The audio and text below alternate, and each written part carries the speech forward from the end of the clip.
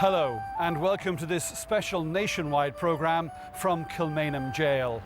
Tonight we look at the life of a forgotten leader of the 1916 Rising, Michael Mallin, and meet his son, the last surviving child of a 1916 leader. After the Rising, 90 men and women were condemned to death. 14 men were killed here at this jail before a public outcry forced the British government to halt the executions. But for Michael Mallin, that reprieve came too late. He was one of the last of the leaders to be executed here by firing squad. The horror of what happened to him, I think, is compounded by the fact that he didn't want that. Unlike Pearse, who almost exulted in his martyrdom, Michael Mallin didn't want to be a martyr. His family too would pay a heavy price. They lost a husband and a father. He came in and told them, "I'm being shot tomorrow morning at dawn," which must have been dreadful for the family, as you can imagine. And my father just couldn't believe it, because he said, "I'm never going to see my father again." And they were left destitute. My father was so, in agony about this family would leave in poverty. At Mallin's trial, the unexpected happened. He became the only leader to deny his central role in the Rising. Yet his patriotism before his execution remained resolute. My dear mother and father, forgive your poor son who is about to meet his death. I am to be shot tomorrow at 4:45. I tried with others to make Ireland a free nation and failed. Others failed before us and paid the price, and so must we. God bless you, your loving son, Michael Mallin. Stephen's Green Command. God save Ireland.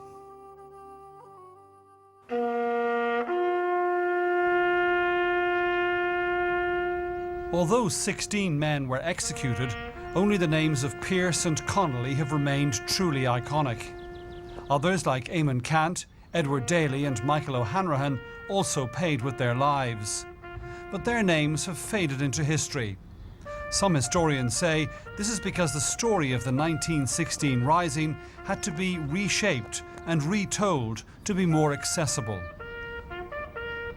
It's very hard to tell the story of 16 people, giving them each the same sort of attention to gain the attention of the public, I think.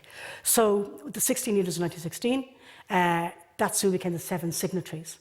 And as time went on, as we got further and further away from that generation who were alive then and had actual memory of the people, it became in a sense necessary to choose 2 symbolic figures.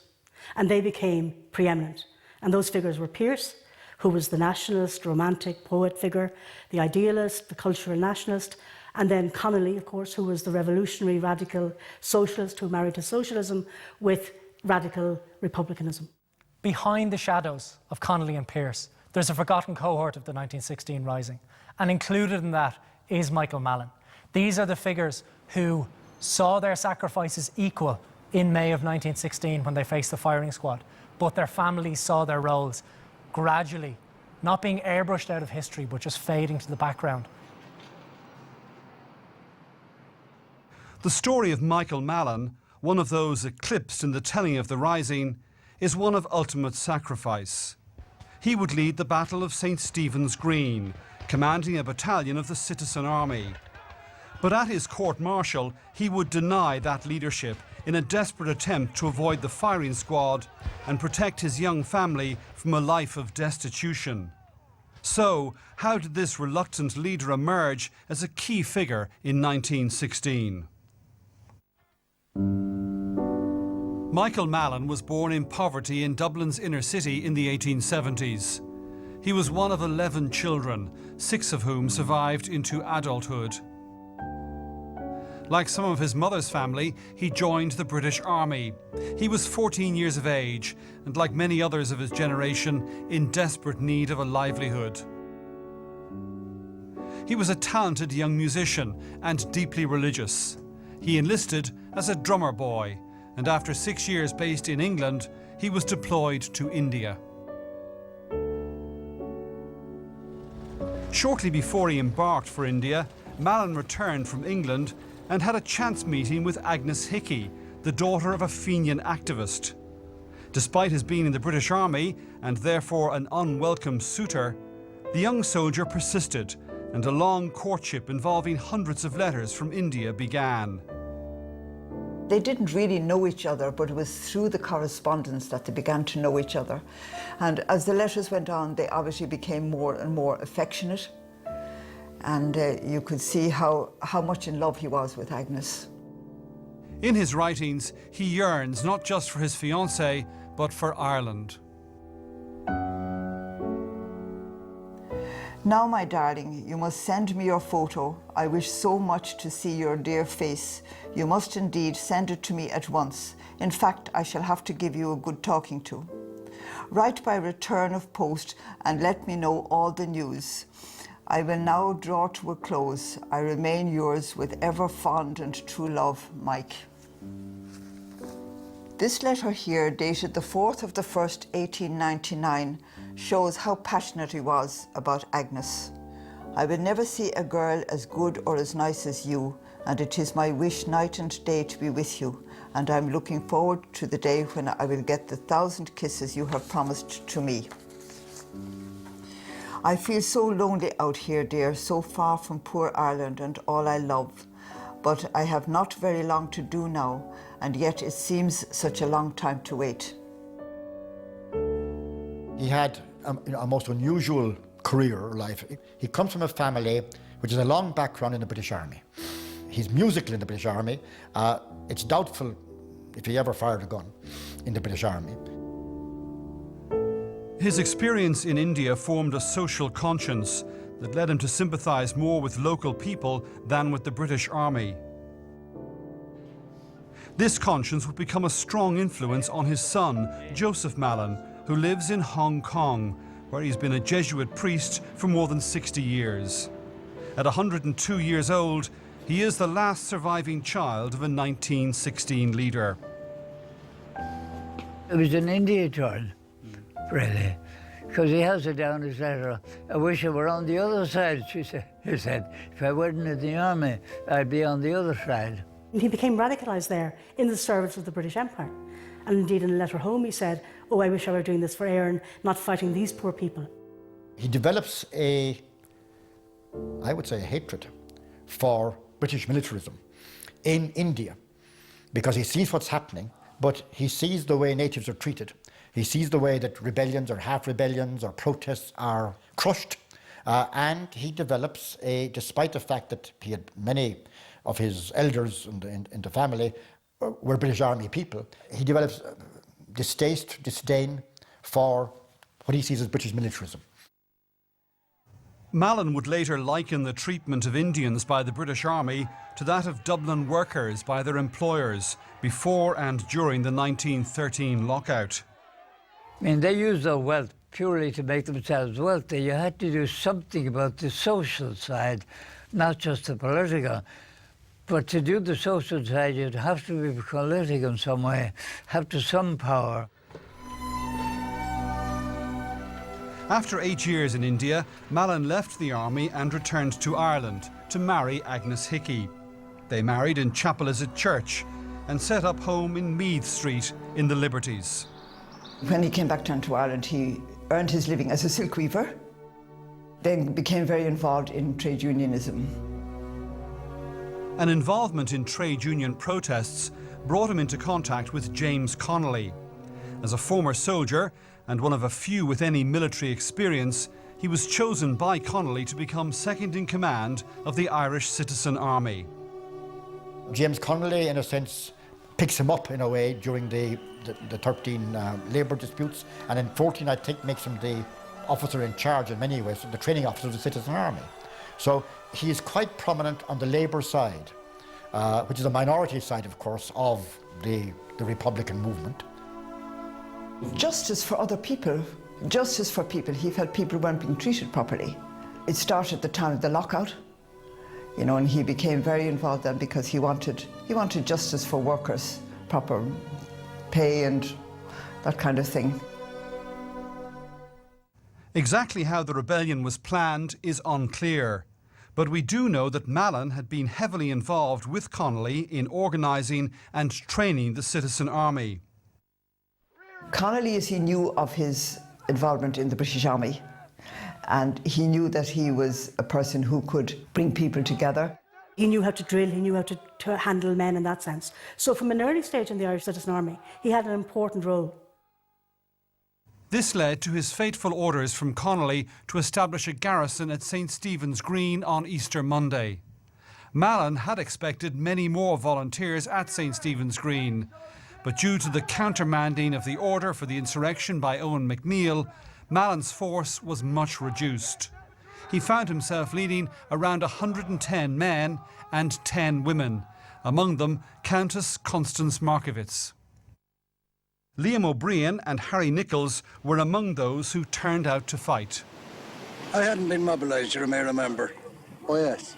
And you were very angry about it. I was damned annoyed about it. You were on a bicycle and I was walking. Yes. Do you remember after we met at Ellis Terrace when we came along a few yards and then we stopped still in astonishment when we saw across the boys, the gate barricaded, the Ellis Terrace gate barricaded. I always said we wanted to join in, and we climbed over the railings and joined in and reported. Yes. But initially it's here in Stephen's Green that they deploy, and they do it in trenches. They start to dig trenches here on the perimeter of the park. That's right. They walk from Liberty Hall to the Green here, and one of the first things they do is they clear out those enjoying their bank holiday stroll in the park, keep a couple of prisoners who are British forces, but they start to dig trenches very, very early on. So it would seem that was the plan. That's what they were told to do. That isn't a kind of a hasty last-minute decision. This is something they knew they were going to do and they were prepared for it. And yeah, they do it very quickly and spend certainly the afternoon of the rising, digging trenches. One of the unanswered questions is why they didn't seize the Shelbourne Hotel here behind me on that Easter Monday morning. That's right, we don't have any records to answer that question, but it does seem like an odd thing in terms of the lay of the plan, what actually happens. The Shelbourne is probably the most dominant building surrounding the Green, so in terms of tactically it would have made some sense. I was brought out in a patrol with Commandant Mallin and Madam Markievicz. What time was that? About midnight that night on Monday. Yeah. Yes, brought us up west. We went up Harcourt Street and Montague Street, back round past Jacobs. You passed by Jacobs? Passed by Jacobs and back by York Street. Into the Green? Into the Green. The consequence of not taking the Shelbourne Hotel initially was, in military terms, very heavy, wasn't it, for the men who were here? Yeah, in some ways it made the trenches that they'd spent most of Monday digging redundant and forced the evacuation very shortly after they'd arrived. Early Tuesday morning, the British managed to sneak into the Shelbourne with a number of machine guns, bring them to the 4th floor of the building and rake fire across the Green.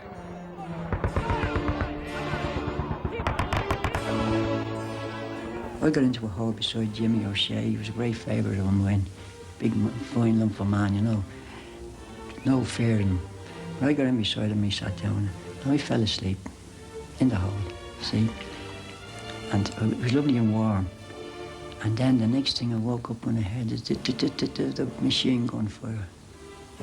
About 5 o'clock in the morning. I went to make a dive to get out of the hole and O'Shea jammed me. She said, "Get back, you'll be killed." And he held, well then I realised, you see, and he kept firing up at them. And then we realised the best thing to do was carry on and keep your head.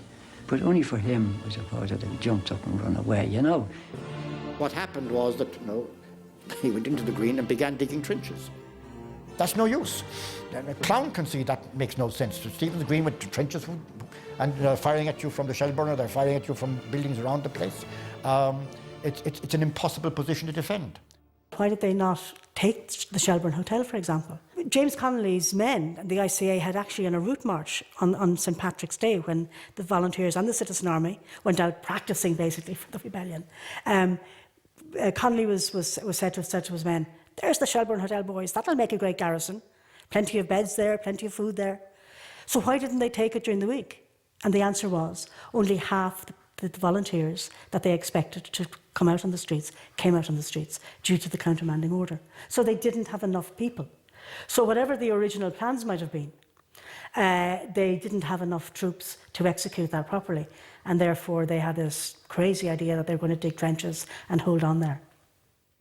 Would have been indefensible anyway, unless it was there as a sort of a supply depot for places around, which there is some evidence was the original plan.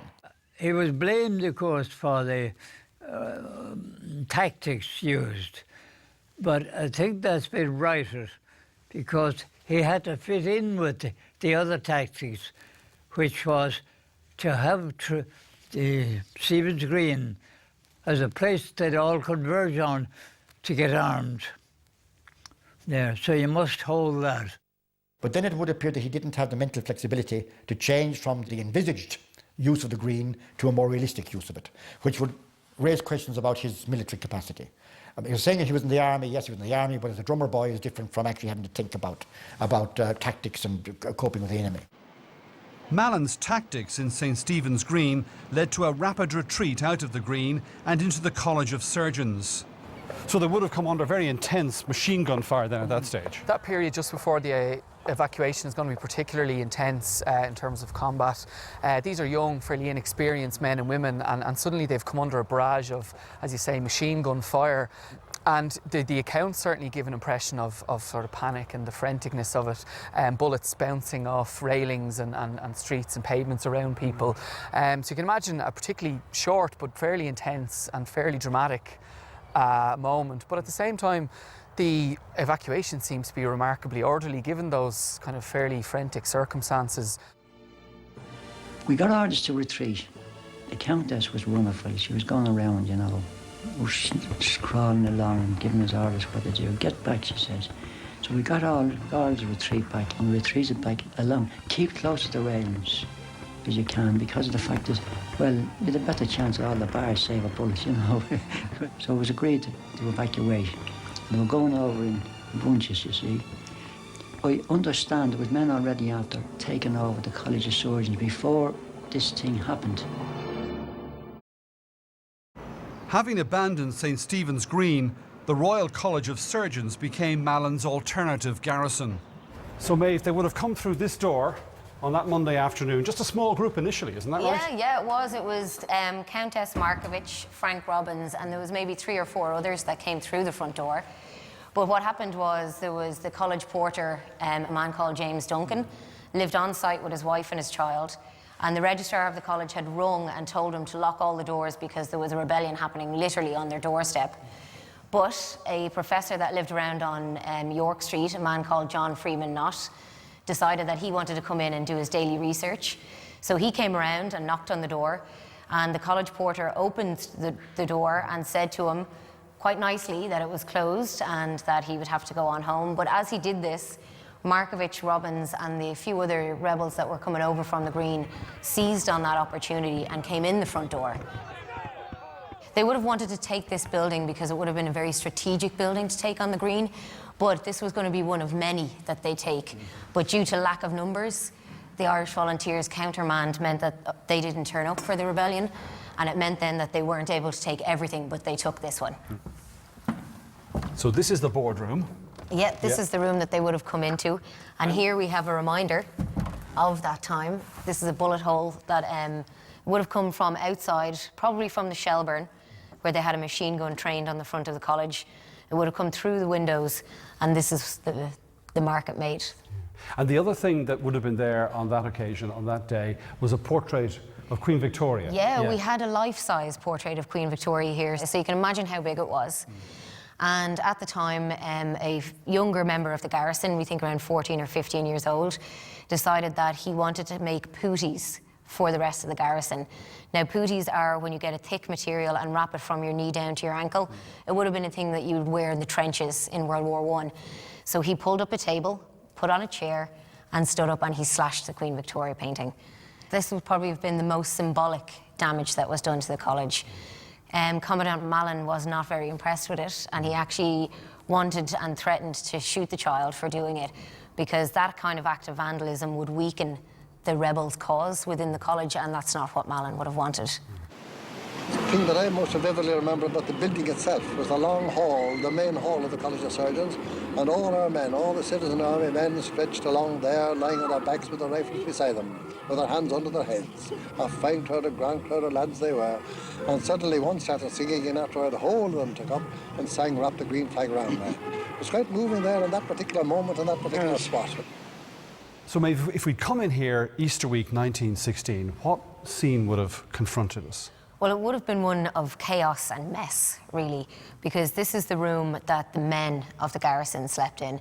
It was the safest room to sleep in because the windows are actually fake that look out onto Stephen's Green, so there was no direct line of fire. But what they would have used was they would have gotten mattresses, blankets, tables, chairs, anything that they could have to bring in here and make it a sleeping quarters. Of course, the one thing they had ready access to was medical supplies, because they were in a medical school, and there was a treatment, a first aid station up on the stage here. Yeah, there was actually, because this used to be used for lectures, there was a projector screen. So what they did was they lowered the projector screen down to kind of cordon off that end of the room and make it private for anyone that would have any injuries. So behind there we would have had a table, we would have had first aid kits. We also know that when they were going in and out through the other buildings on each side of the college, anything that they found, they brought back. So whiskey, brandy, bandages, anything like that would have been used to treat anyone that was wounded while they were in here. The other item we have are these remarkable photographs of tables laden down with bomb-making equipment. When they were leaving Liberty Hall, the rebels themselves were given tin cans, like the old Fry's chocolate tins, where they would make bombs and they could carry them with them. And we have a photograph here after the rebels left of a table that's full of tin cans and various bomb-making equipment. Now, someone has nicely written live bombs and put a sign on the table, just in case you didn't know what exactly they were. And that night, I remember one thing. Mallin put me in charge of the guard. Yes. And I had to go around long passages. Yes. Without a light. There weren't many electric torches in those days. Yes. And feel my way about. And I pushed my way into a door one time, felt about, and felt bones on a table. Medical bones. Medical bones. Yes. I don't know whose they were. Outside the four walls of the Royal College of Surgeons, the battle was intensifying. It was becoming increasingly difficult for the rebels to withstand the British forces. News of what was happening elsewhere in the city was becoming scarce. It seems that there's a relatively good degree of communication over the first and even into the second day of the rising, with dispatch riders, particularly Cumann na MBan members, able to circulate with a degree of freedom throughout the city. So orders are coming from the GPO to places like this, to Michael Mallin and Markovich here in Stephen's Green, and they're able to get the word out. However, once artillery comes into the city, once British military pickets start to cut off the lines of communication, then the rebels find themselves deeply isolated. They were cut off from the GP also, so they didn't know what was going on. That was one of the main failures of the rebellion, the lack of continuity of communication between the garrisons. They really didn't know what was happening. We can imagine that the only thing the rebels would have known about what was going on around, apart from the occasional dispatch that was able to get through, was through the actual sounds of the battlefield. They would have heard artillery opening up in Trinity College very close to them, and they would have realised that was raining down on the north side of the city.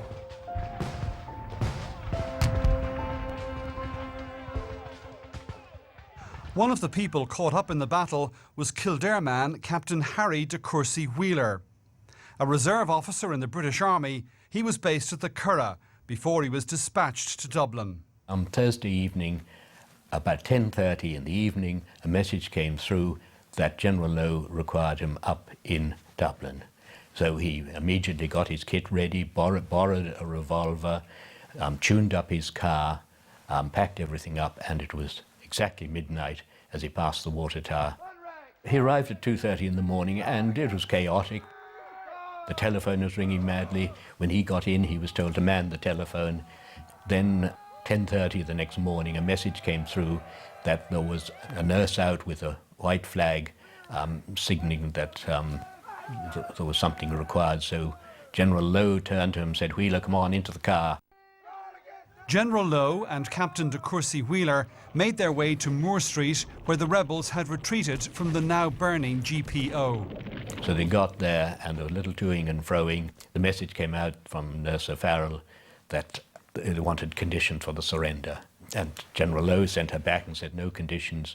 So 35 minutes later, Commandant Pearce came out, and that was the start of the surrender.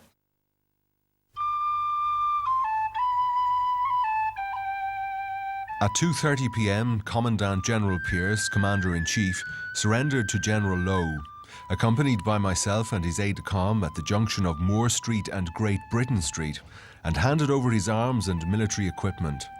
His sword and automatic repeating pistol in holster with a pouch of ammunition and his canteen, which contained 2 large onions, were handed over to me by Commandant General Pearce. His sword was retained by the General.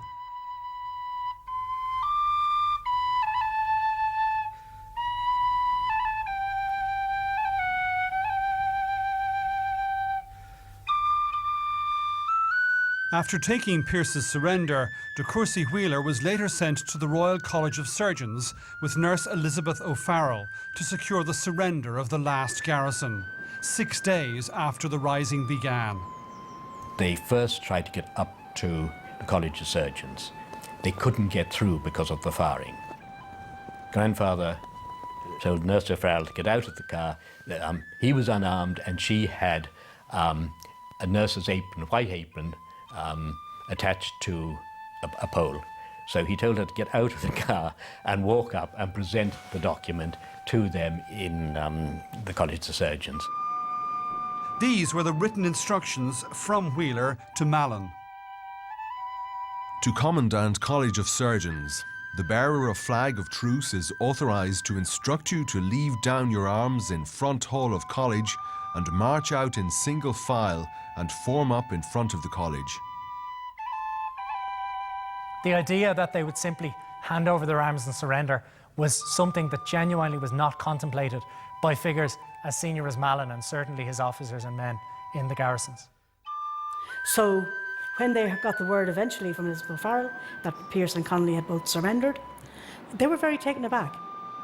All the officers were gathered together with Mallin and the Countess, and Commandant Mallin then read us the order for surrender.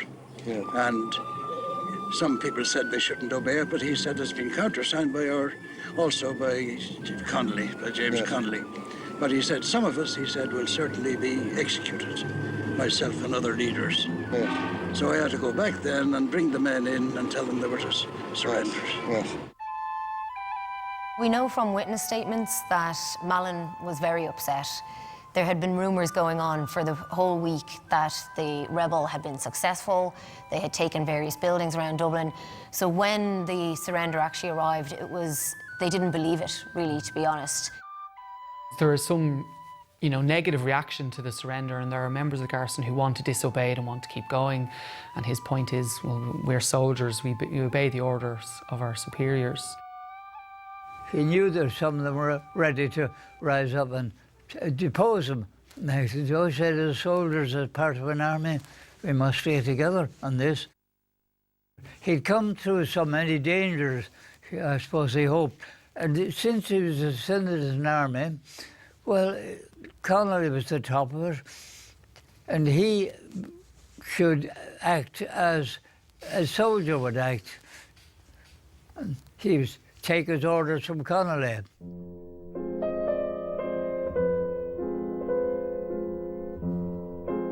Most of Connolly lost their shock, most unbelievable shock. We were brought in then, and there it was. Mallin addressed us and thanked everybody for having been so disciplined during the week, and then he broke down. Yes, Countess Markovic was going around saying, I trust Connolly, I trust Connolly. It was Connolly's order they obeyed in the surgeons, rather than the order of Pearce, I needn't tell you. Oh, yes. When the last garrison of the Rising finally surrendered, Mallin came face to face with de Courcy Wheeler. I saw a white flag was hanging out from the side door of the college. 2 of the rebel leaders came out, advanced and saluted. The commandant stated he was Michael Mallin and his companion was Countess Markievicz, and that he and his followers wished to surrender. The Countess was dressed in the uniform of an Irish volunteer, green breeches, puttees, tunic and slouch hat with feathers, and Sam Brown belt with arms and ammunition. I asked her would she wish to be driven in my motor car under escort to the castle, knowing the excitement her appearance would create when marching through the streets. She said, no, I shall march at the head of my men, as I am second in command and shall share their fate. Commandant Mallin and Countess Markovich and grandfather went along and inspected the troops and satisfied themselves that they were now all disarmed. And then grandfather went upstairs to see all the arms and see there was nobody else there. Commandant Mallin presented his walking stick to grandfather, very gentlemanly, and she kissed her revolver and handed her revolver and her pistol over to grandfather.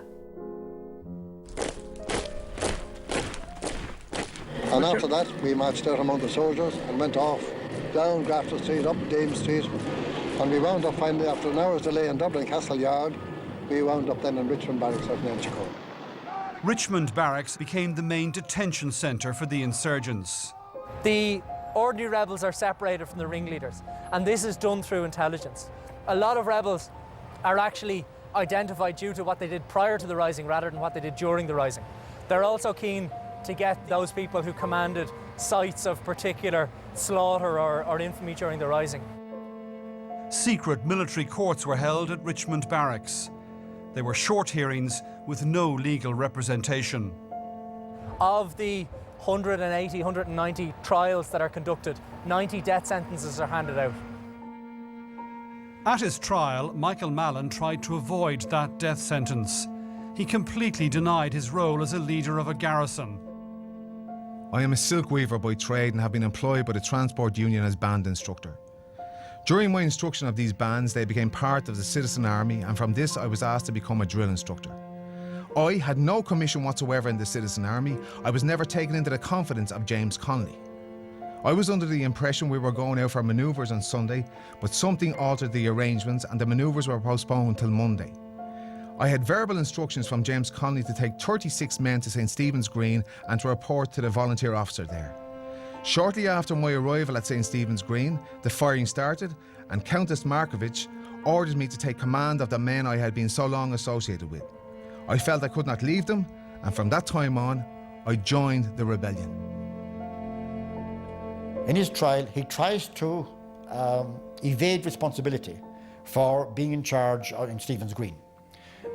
And he rather implies that he was working for Constance Markovich rather than she being subordinate to him, at least officially. And that had possible implications about who would be shot. His account, as it appears in this court-martial transcript, is completely inaccurate on a number of fronts and would appear to be a deliberate attempt to avoid the firing squad. You think it was family there. It was not chivalrous, but he knew quite well that the English could not shoot the Countess. My father was so in agony about this family would leave in poverty. That he was trying every way to save himself. So one of the things about Michael Mallin that differentiated him was that at his court-martial, remember these were secret court-martials, held in secret, was that he attempted to minimise his own role. Instead of accepting the fact that he was in command, he was the commandant of that garrison, he said that it actually was Countess Markovich who had appointed him as second in command. The obverse was the truth. Why did he do this? Was this an act of cowardice on his part? Was he sorry that he'd done it? You know, I don't think so. I think here was a man who was working class, who had no money, who had a wife and 4 children. And not only had he 4 children, but his wife was expecting their 5th child. And I think what happened was that he was desperate to avoid execution, that he, for the sake of his family, you know, and I think he did have that moment, whether we call it of weakness or of just normal human behaviour. I think he wanted to live for his wife and family. He must have felt it was his duty to do everything he could to save the family, all right? There's no doubt that he was a brave man, there's no doubt that he was a courageous man. He was very close to his wife and children. And I tend to think of that as a human reaction, an imperfection obviously in terms of correct military behaviour, and quite a serious one if in fact she had been shot. It was an unworthy act, but I suspect an unworthy act from what were objectively worthy motives. He didn't want to die because he didn't want to leave his family, but he knew the inevitable. But Mallin's pleas fell on deaf ears. The court-martial verdict sealed his fate. It would be he and not Markievicz who would be executed. After their courts-martial, Mallin and the other rebels were taken here to Kilmainham jail. This notoriously bleak and cold prison was where Mallin was to spend his final days. In Kilmainham jail, 90 people were standing under death sentence in those early days of May 1916. The executions had already begun when Michael Mallin's sentence was handed down. And rather than that light, airy part of the jail that we're probably more familiar with, it's those darker cells where those high-profile prisoners are being held. Having realised his fate, Mallin set about writing final letters to his mother, his father, and to his wife Agnes, now pregnant with their 5th child. My dear mother and father, forgive your poor son who is about to meet his death. I am to be shot tomorrow at 4:45. Forgive him all his shortcomings towards you. Dear father, forgive me all. And you, dear mother, the pain I give you now. I tried with others to make Ireland a free nation and failed. Others failed before us and paid the price, and so must we. God bless you, your loving son, Michael Mallin. Stephen's Green Command. God save Ireland. On the night before his execution, Mallin's wife and family were summoned to Kilmainham jail. My father was brought here by an aunt of his with his younger brother, Sean, who was 2 years younger. And they were taken out of their beds. They were really asleep. And they were brought here. And because his father, Michael, wanted to see them one last time. There must have been a table and chair here, because he stood up when they came in. Now, my father was very close to his father, because after all, he was 12 years of age, and they did a lot of things together. So he just couldn't believe it when he came in here, saw his father very cold. He had no jacket as far as he can recollect, but he had a blanket around him. And he was cold, and he said, "I am being shot tomorrow morning at dawn," which must have been dreadful for the family, as you can imagine. And my father just couldn't believe it. All he thought is, "I'm never going to see my father again." You know, and it was very traumatic for him, understandably so. He was very serene, very calm, and knew he was facing his God. Different prisoners take the news of their impending death with very different stances and very different outlooks. And they can hear what's happening in the cells next to them. One priest, and priests are a particularly important way that we get an insight into how this occurs. One priest, Father Brown, is tending to the spiritual needs of Sean Houston in one cell. And Houston seems to take his impending death with a degree of stoicism. And meanwhile, this priest, Father Michael Brown, can hear sobbing and cries coming from the cell of Michael Mallin, where his entire family have been brought in order to be with him in his final hours. So there is this, I suppose, very shocking, quite poignant scene in the Mallin cell, full of children, a 2-year-old boy held in his father's arms, and really the disbelief that firing squad is going to be the ultimate outcome of this particular saga. I don't think they talked very much. My father said, up to then, he said, "I thought I was grown up, but I was definitely a child that night." That's the last they saw of him.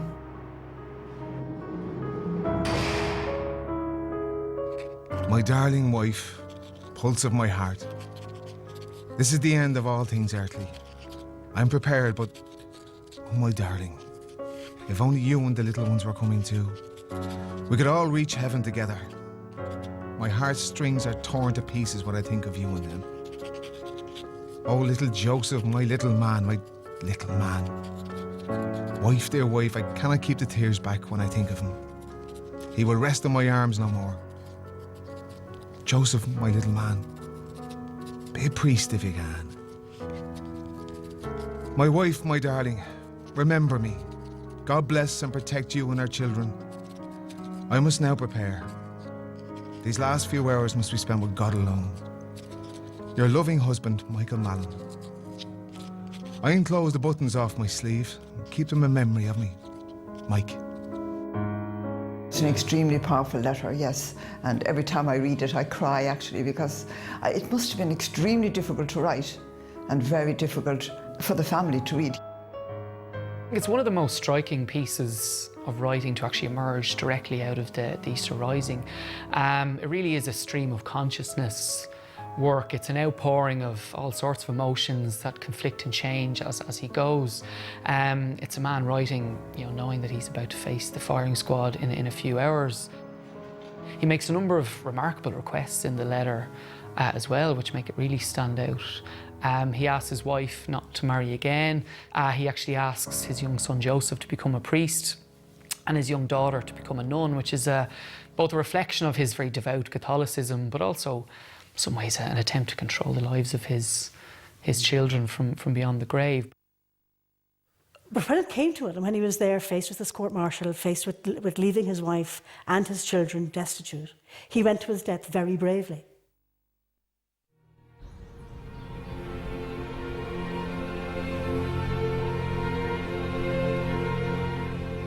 It was in this yard that Mallin was executed by firing squad at 3:45 on the morning of May the 8th, along with Eamon Cant, Con Colbert and Sean Houston.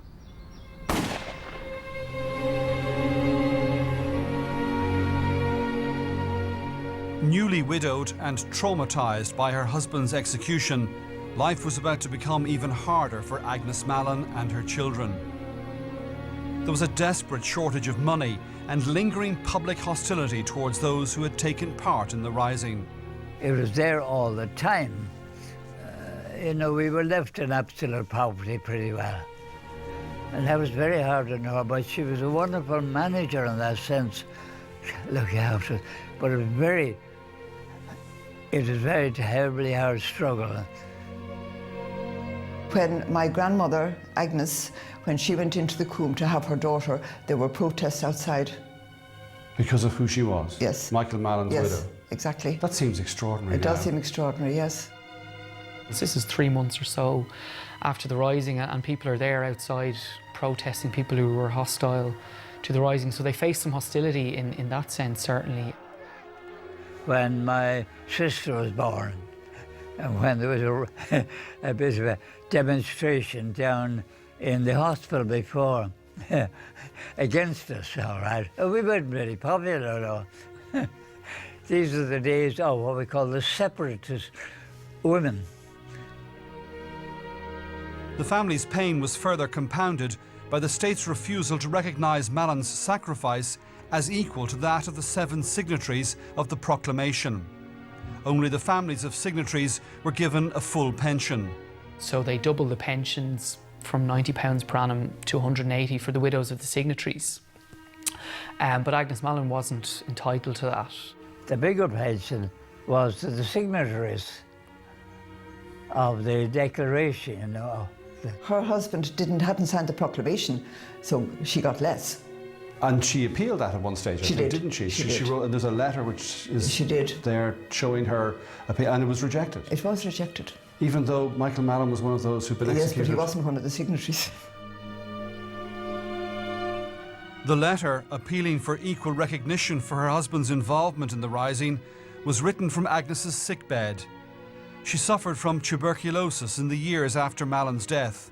At one point, she spent a whole year in a hospital bed.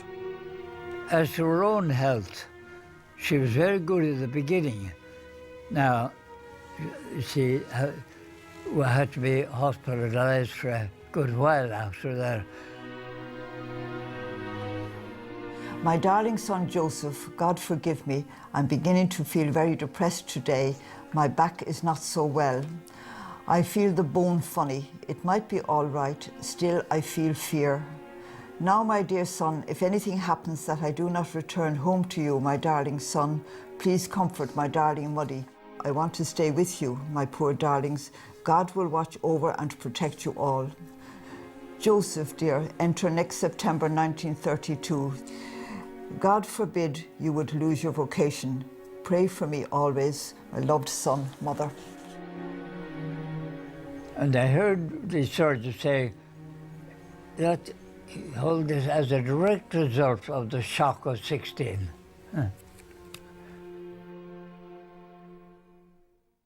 Agnes Mallin died in 1932 at the age of 54. Family, friends and benefactors ensured her children completed their education. Her eldest son, Seamus, went on to become a senior public servant. Her youngest child, Maura, born after the execution, married in Dublin. As Michael Mallin had wanted, Una became a nun and Joseph a priest. Another son, Sean, also became a priest. 100 years on, the roles of Michael Mallin and other 1916 leaders who did not sign the proclamation remain virtually unknown. And the story of Mallin's attempt to avoid execution is still recorded against him. Most historians agree he did what he did for his family and not for himself. I always like to ask when we're reserving our judgment on others, how would I have done in the circumstances? How would we have done in the circumstances? And until you can answer that question, you're not entitled to condemn anybody else.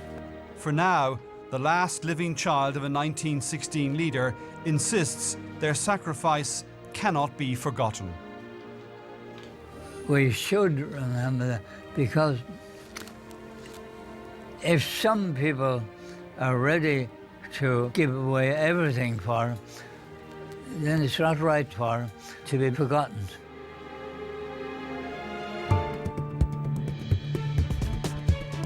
And do join Nationwide again on Wednesday, when Anne Casson will be looking at how the tricolour became our national flag, the story of the national anthem and the legacy of the 1916 proclamation. And more programming as part of RTE's 1916 commemorations this evening. The final episode of Fire in the Blood examines Michael Cusack's great contribution to the development of sport in Ireland. That's at 8:30. For more, go to rte.ie/1916.